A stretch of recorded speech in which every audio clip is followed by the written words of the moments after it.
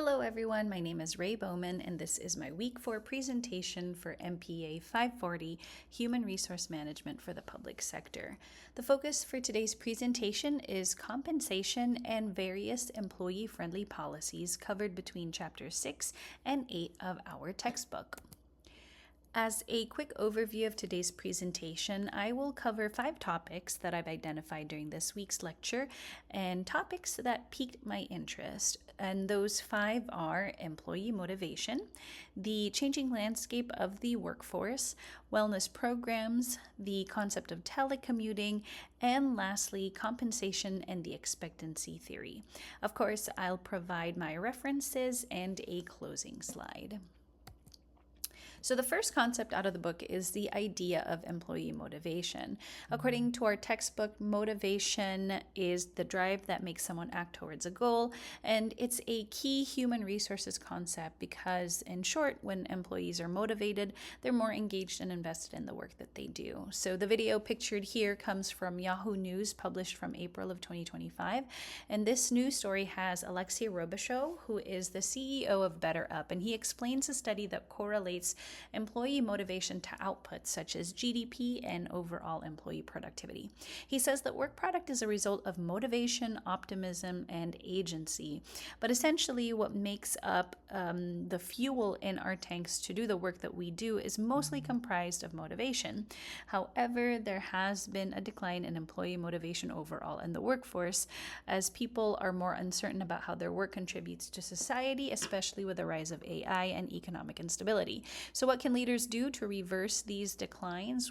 One of the things that they propose in the news article is to recognize your employees, recognize your people, and communicate their contributions.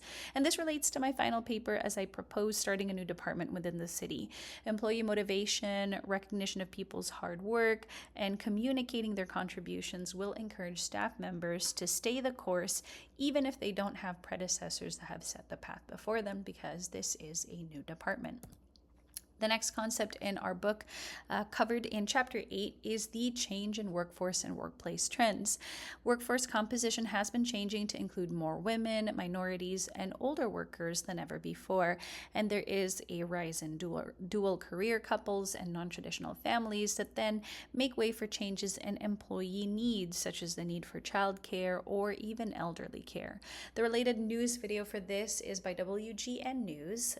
Tom Gimbel, who is from American Staffing Association, presented data that showed women are working longer and even coming back to the workforce at an older age.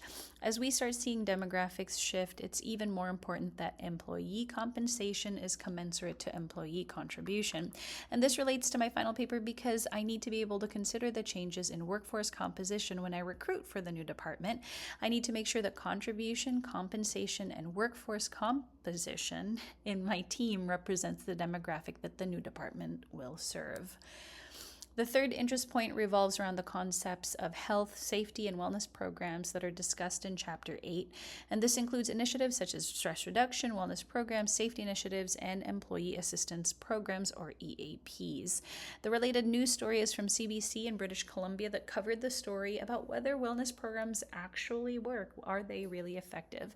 They had a guest, Kevin Lee, who is an assistant professor of organizational behavior and HR at UBC, covering this news story, and he essentially proposed that wellness programs are only effective if they address the root of the problem. Asking questions like what's causing employee burnout or employee stress are important. Even asking questions like could we solve organizationally provoked stress problems? Those are key in actually contributing to employee wellness. Maybe the solution is rooted in company reorganization, or maybe deeper into the organization that we need to take a look at. In addition, he talks about how different generations have different expectations in the workplace, like the Gen Z, or even the workforce that resulted from the pandemic, who perhaps may want different agreements and expectations between them and their organizations, because the pandemic did cause a sort of awakening in priorities for that workforce workforce. This relates to my final paper as I consider what types of wellness programs to offer in the department. Instead of yoga breaks or maybe boba treats, maybe I need to take a closer look at what employees actually want.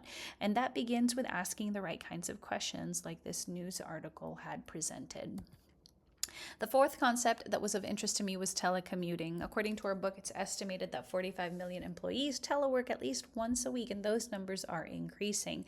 With remote work becoming more of the norm during and after the pandemic, the related news story that I found highlighted the recent executive order that President Trump had signed requiring federal employees to return to work. And this was really interesting to me as the story highlighted that most federal workers actually didn't telework, and only 10% are fully remote.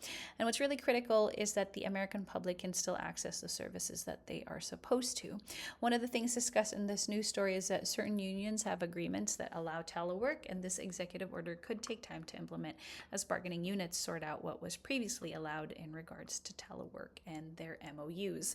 And this relates to my final paper because I understand that there's a growing population in the workforce that expects to be able to telework or at least have flexible work schedules.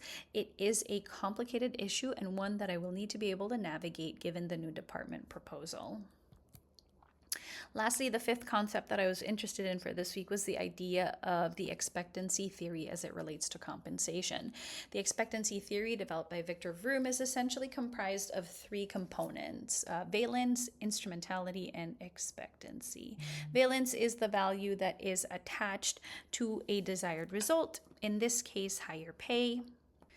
Instrumentality is the belief that higher pay would be provided as a result of higher performance. And lastly, expectancy is the idea that the employee can actually accomplish what it takes to get better pay. An employee needs a balance of these three in order for them to take action or to be engaged in the work that they do. And the related news article that I found is one that CNBC did back in 2020 about whether there was a perfect salary amount. And ultimately, the study that they presented argued that employees and even employers shouldn't focus on a specific salary, but instead employees would be happier if their jobs were meeting their own personal values. This news article gave an example of Gravity Payments CEO that essentially took $1 million pay cut so that his employees could make at least $70,000 a year. As a result, during COVID, nearly all of his employees took voluntary pay cuts to keep the company afloat. This article shows that as leaders, you can set an example that says money isn't everything, but what we do for each other matters more. In the context of my final paper, this means that pay structures must not only be transparent, equitable, and achievable according to the expectancy theory, but that the emphasis of what we do in regards to public service should also be recognized. And that concludes my 5 topics for this week. This slide outlines the references that I used for this week's presentation. And with that, I'd like to thank you for your time, and I appreciate your feedback. Have a great rest of the day.